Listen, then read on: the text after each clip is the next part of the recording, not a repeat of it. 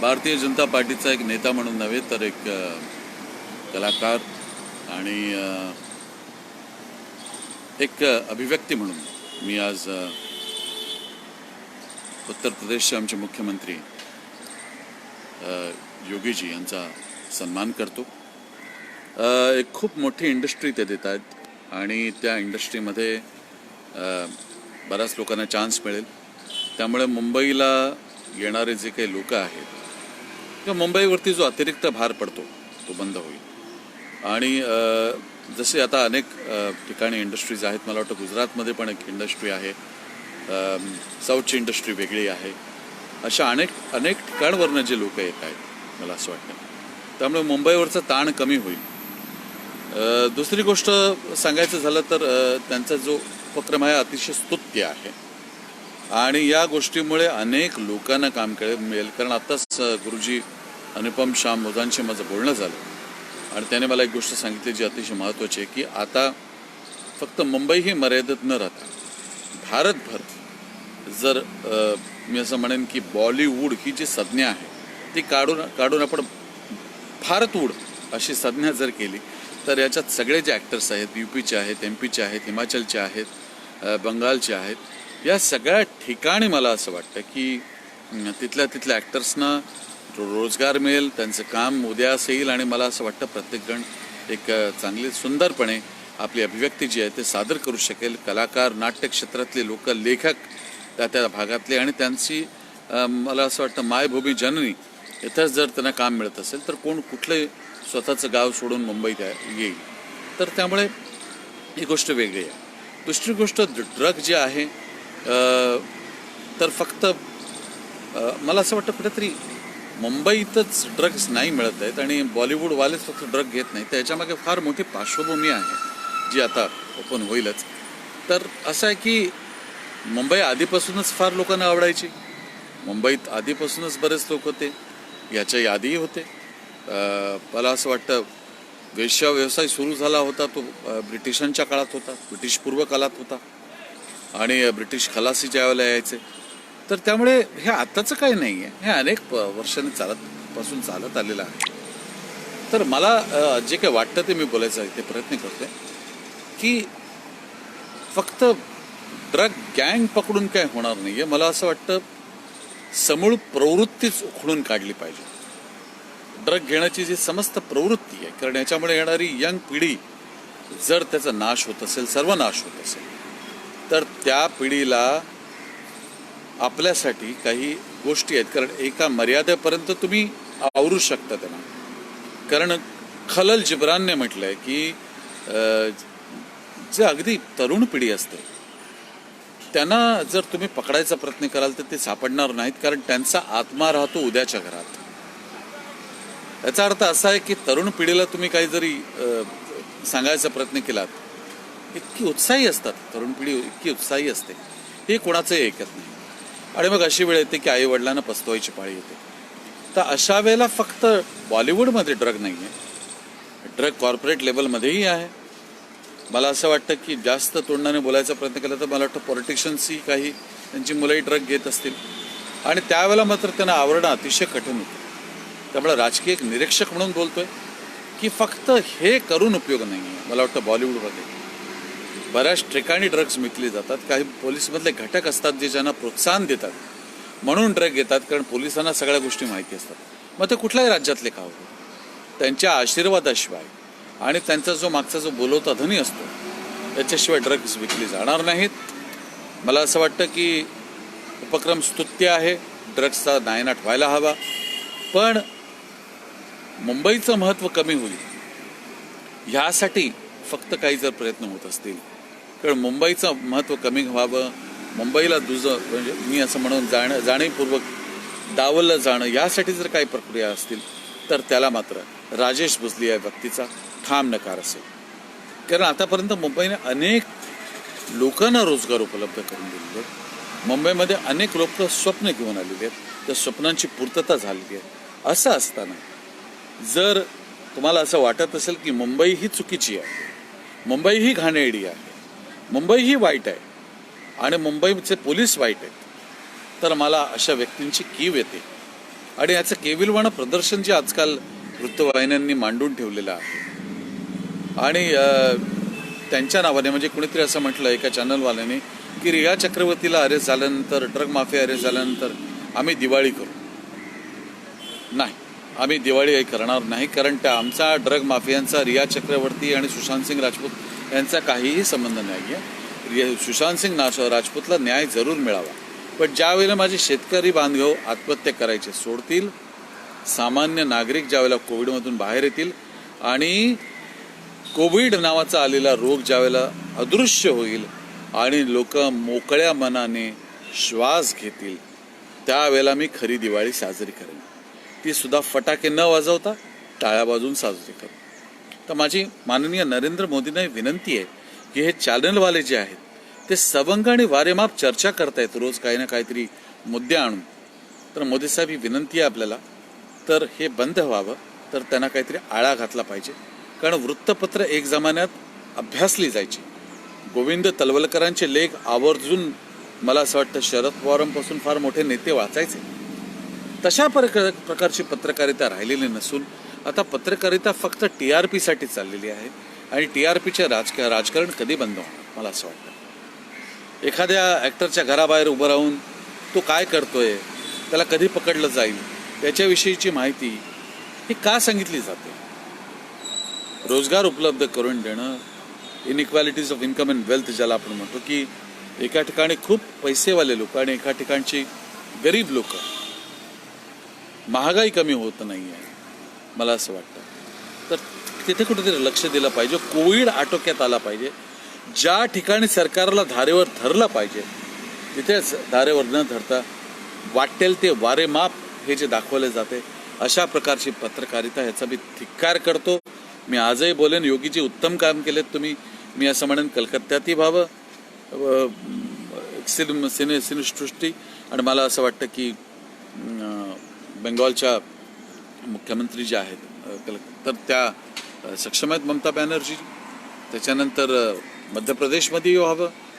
अख्ख्या भारतभर, म्हणजे बॉलिवूड न म्हणता मी याला भारतवूड म्हणेन, ही माझी संज्ञा आहे. बॉलिवूड कशासाठी, तर या 4-5 लोकांचं जे टोळकं आहे, मी याला चांडाळ चौकडी म्हणेन, की ज्याच्यामुळे बॉलिवूडला त्रास होतो.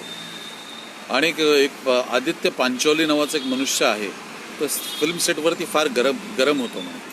तर ते तसं चालणार नाही आणि ही बरोबर गोष्ट नाही आहे. पांचालीजी, आपल्या जरा जिभेला लगाम द्या, कारण कसे मुंबईमध्ये असे अनेक बरेच लोक आहेत ज्यांनी खूप दादागिरी केलेली आहे, जबरदस्त लोक आहेत. आणि शिवसेनेबरोबरचे जुने, तुम्हाला कदाचित माहिती नसेल, बाळासाहेब जे इन्स्पायर झाले होते आणि बाळासाहेबांबरोबर ज्यांनी शपथ घेतली होती, असे काही शिवसैनिक आहेत की जे आजही जबरदस्त मोठे दादा आहेत आणि त्या तत्वासाठी त्यांनी भांडणं केलेली आहेत, पैशासाठी नव्हे. तर पांचाळीजी सांभाळा, म्हणजे तुमचं जरा खूप अति होते. तर त्यामुळे हे ड्रग गँग ही आम्हाला नको आहे. आम्हाला बॉलिवूड साफ आणि स्वच्छ हवं आहे. बरं, दुसरी गोष्ट मला जी वाटते की आज मैं अर्णब गोस्वामीला बोलना है हिंदी में आता. अर्णब जी, मैं आपको एक विनती करता हूँ, बहुत अच्छे से जी बोल रहा हूँ आपको, कि सिर्फ बॉलीवुड में नेपोटिज्म नहीं है. सबसे बड़ा नेपोटिज्म तो पॉलिटिक्स में है, कॉरपोरेट वर्ल्ड में है. और सिर्फ मुंबई गंदी नहीं है, जिस बिहार के बारे में आप बात कर रहे हैं वहाँ पर तो गुंडाई है, गुंडा राज वहाँ पर है. MP में विकास दुबे की हत्या हुई, मतलब विकास दुबे ने हत्या की, बहुत बड़ा गुंडा था, आपने एनकाउंटर उनका होते हुए खुद देखा है. तो वो फेक एनकाउंटर था, हम सारे ही जानते हैं एनकाउंटर्स कैसे होते हैं. तो हमारी मुंबई पुलिस तो ऐसे एनकाउंटर्स नहीं करती साहब, क्योंकि उनको बहुत अच्छे से सबक मिल चुका है एनकाउंटर करने का. जो गलत घटक मुंबई पुलिस में थे, एनकाउंटर करने के बाद क्या होता है, कैसी ये जो मतलब बोलते हैं ना, जिसको इंक्वायरी होती है खून चूस लेती है साहब. तो हमारे मुंबई पुलिस ऐसा नहीं करते. तो आप जो उनके बारे में जो मन में आए बातें मतलब बकने लगे हो चैनल पे, ये बकना पहला और भौंकना पहला बंद करिए. इससे कुछ नहीं हो रहा है. सारा भारत आपके साथ नहीं है, हम आपके साथ इसके लिए है कि ड्रग में, बॉलीवुड इंडस्ट्री में ड्रग हमें नहीं चाहिए. और पहली बात, जो इसमें इन्वॉल्व लोग हैं, देखिए सुशांत सिंह राजपूत ये भारत के एक अच्छे एक्टर थे, एक स्टार थे, लेकिन उनके पास अच्छा काम भी था. तो वो उनका परिवार का मामला है। अगर वो मर्डर साबित होता है तो आरोपी जो है उसको सरकार गुनाहगार करार देगी, पुलिस और मतलब सरकार और कानून उसको सजा देगा, आप नहीं। आपकी पत्रकारिता अच्छी है लेकिन आप अपने आपे से बाहर निकल जाते हैं, अनाप शनाप बोलते हैं, तो लोगों को आप जहाँ पर सीएम का प्रोटोकॉल है उसको आप जी नहीं बुलाते, तो पहले वो करिए। देखिए कानून हर जगह पर है और चौथे स्तंभ को जो हम मानते हैं उस चौथे स्तंभ को भी महत्व है। लेकिन साहब ऐसा है, यही बॉलीवुड के एक्टर्स जो थे एक ज़माने में बाला साहब ठाकरे के पास आते थे और इनकी समस्या बाला साहब सॉल्व करते थे। आप उनके बेटे को आप अरे तुरे बोलते हो, गाली बकते हो, तू तड़ाक से बातें करते, आपकी वजह से कंगना रनावत भी बोल रही है। मैं ना कंगना के खिलाफ हूँ ना उनके पक्ष में हूँ। कई सारी बातें कंगना की अच्छी है क्योंकि उन्होंने अपने आप को सक्षम बनाया बॉलीवुड में आके। लेकिन ये भी बात गलत है कि हर आदमी को आप हर जो अच्छे अहदे पे बैठा है उसको भी बात करने का एक तरीका होता है, तौर तरीके होते हैं। तो उनको तौर तरीके आप समझाइए, आप खुद भी सीखिए। और आप बहुत ही पढ़े लिखे इंसान हैं, भाषा के जानकार है, तो भाषा की जो है उसकी आसक्ति ना हो और आपके इन शब्दों की पुनरावृत्ति ना हो। और मैं यह आह्वान करता हूँ आदित्य पंचौली और ऐसे लोगों से कि भाई साहब ये गुंडागिरी जो है ये आप बंद करिए और अच्छी बात नहीं होगी, क्योंकि शिवसेना के ऐसे कुछ लोग हैं जिन्होंने कृष्णा देसाई को मारा था, आज भी वो जिंदा है, उन्होंने तत्व के लिए मारा था। बाला साहब ठाकरे जो थे, शायद आपको किसी को पता भी नहीं होगा कि वो प्रबोधनकार ठाकरे जो उनके पिता थे उनसे इंस्पायर होकर बाला साहब ठाकरे और 4-5 लोगों ने मिलके शिवसेना बनाई है। और वो मराठी इंसान के लिए नहीं है, शिवसेना के उद्दिष्ट अलग थे, भूमिपुत्र को न्याय मिलना चाहिए इसके लिए। देखिए आप जब बंगाल में जाते हैं तो बांग्ला आपको बोलना पड़ता है कंपलसरी। अब मतलब तमिल में जाते हैं तो आपको तमिल बोलना पड़ता है, कोई आपसे हिंदी नहीं बोलेगा। हमारी राष्ट्रभाषा तो हिंदी है लेकिन नहीं बात करते। और मुंबई में और महाराष्ट्र में ही आप सिर्फ मराठी को आप बगल देंगे और आप अपना मतलब काम करेंगे और मराठी के बारे में और मराठी एक्टर्स के बारे में गलत बोलेंगे, उनको आप चिढ़ाएंगे, तो ऐसा नहीं होगा। हम तो ये होने नहीं देंगे साहब। तो एज ए यूनियन लीडर के नाते all India senior workers association के मतलब पूरे महाराष्ट्र का एक यूनियन लीडर हूँ मैं, उपाध्यक्ष हूँ, तो मैं आपको ये सूचना करता हूँ और मैं आपको मतलब सम्मान भी करता हूँ। लेकिन जहाँ पर आलोचना होनी चाहिए वहाँ पर आपकी खड़ी आलोचना करूँगा, क्योंकि आप एक अच्छे पत्रकार हैं। लेकिन रोज़ जो है आपकी जो खबरें हैं इनसे लोग परेशान हैं। थोड़ा सा कोविड पे ध्यान दीजिए, अस्पताल पे ध्यान दीजिए, कोविड के बिल कितने आ रहे हैं। और हाँ, मुंबई से सिने सृष्टि अगर दूसरी जगह पर जाती है, वहाँ के लोगों को काम मिलता है, बिहार के लोगों को बिहार में काम मिलता है, उत्तर प्रदेश के लोगों को उत्तर प्रदेश में काम मिलता है, और एमपी के लोग, यूपी के लोगों को उनको अगर वहाँ पर काम मिलता है, हिमाचल के वालों को हिमाचल में काम मिलता है, जम्मू कश्मीर वालों को वहाँ पर भी अगर इंडस्ट्री खुलती है तो वहाँ पर काम मिलता है, मेघालय, मिजोरम, मेघालय, सब जगह पर अगर इंडस्ट्री खुलती है तो हमें ये आनंद है। भारतवर्ष के लिए ये गर्व की बात है मोदी साहब और योगी जी। लेकिन इस वक्त आपको ये कहता हूँ कि मुंबई का जो महत्व है, मुंबई अपनी जगह पर है और इसी के लिए मुंबई में लोग सपने देखते, अपना सपनों को पूरा करने का जो उनका ये ध्यास है, अभ्यास है, परिभाषा है, ये कम न होने दीजिएगा। क्योंकि मुंबई की गरिमा जो है इसके ऊपर अगर लांछन आता है तो मैं थोड़ा सा मुझे भी बुरा लगेगा। ड्रग्स का सफाया बिल्कुल होना चाहिए, हमें ड्रग्स नहीं चाहिए, लेकिन सिर्फ बॉलीवुड में ड्रग्स करने वाले लोग नहीं हैं, और भी जगह पर है, खोजने के बाद आपको ज़रूर मिलेंगे। और जब कोई ड्रग्स करता है तो उसके पीछे बहुत बड़ी यंत्रणाएं होती हैं, मतलब कहाँ तक आपको कौन मिलेगा मुझे पता नहीं, लेकिन मैं बोलूँगा आम आदमी के लिए, आम आदमी परेशान है, आम आदमी सशक्त नहीं है पैसे में। तो मुझे लगता है कोविड की वजह से जितने भी भयंकर बिल आ रहे हैं उसका पहली बात तो फ्रॉड को ढूंढिए। अर्नब गोस्वामी साहब, एफडीआई ने न अप्रूव किए हुए ड्रग्स कोई डॉक्टर्स इस्तेमाल कर रहे हैं, पीपी किट्स के इतने बिल आ रहे हैं कि आपको दिखते नहीं। आप तो सक्षम पत्रकार है और बाकी आप लोगों के पास कोई दूसरा विषय नहीं है, इस विषय के ऊपर आप बातचीत करते करते जा रहे हैं। सुनंदा पुष्कर केस में सर आपको हाईकोर्ट से भी एक ये आया था, मतलब जज ने आपको बहुत अच्छे खड़े बोल सुनाए थे कि आपको बोल याद नहीं है। देखिए आप बहुत बड़े जर्नलिस्ट हैं, बहुत बड़ी पत्रकारिता करते हैं, लेकिन अपने स्थान का सम्मान करिए पत्रकारिता जैसी लगनी चाहिए, उसमें गुंडागिरी, दादागिरी, अरे तुरे तू तड़ाक की भाषा नहीं होनी चाहिए। बहुत बहुत शुक्रिया। मैं योगी जी को बहुत बहुत नमन करता हूँ और मेरे गुरुजी अनुपम श्याम ओझा को भी नमन करता हूँ। हम सारे ही लोग आगे जाए, लेकिन सिर्फ बॉलीवुड महाराष्ट्र नहीं है, किसान है हमारे जो महाराष्ट्र में रहते, आत्महत्याएं होती है। तो हमारे मतलब भारत के हमारे चाहते प्रधानमंत्री ने एक योजना बनाई है जिसके द्वारा उनको दलालों के पास जाने की ज़रूरत नहीं है और किसान जो है इससे अपना सामान किसी को भी बेच पाएंगे। तो ये मैं इनका सम्मान करता हूँ और हमारे महाराष्ट्र के एक बहुत ही ज़बरदस्त नेता श्री शरद पवार जी का मैं सम्मान करता हूँ, क्योंकि मैं उन्हें चाहता हूँ। मैं राज ठाकरे को भी बहुत चाहता हूँ, क्योंकि राज जी के पास जब भी लोग जाते हैं, सत्ता हो ना हो वो कोई बड़ी बात नहीं होती, लोगों को इंसाफ दिलाना।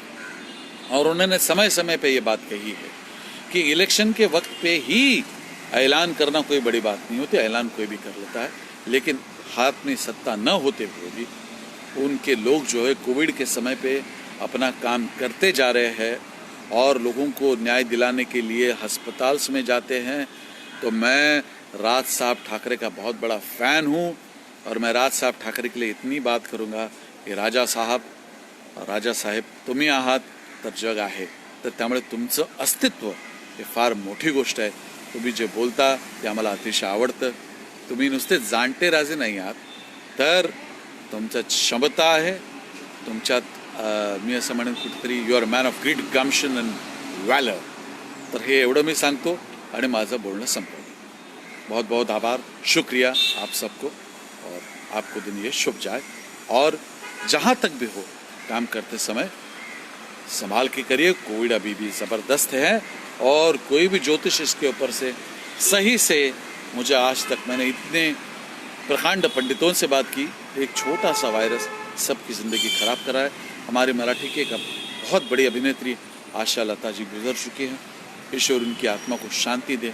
मैं इतना कहता हूँ दोस्तों, अपने आप को संभालो, अपने परिवार को संभालो और अपने जो अगल बगल में रहते हैं हमारे नेबर्स, इनका भी सम्मान करिए, क्योंकि वही आड़े वक्त आपके काम आते हैं।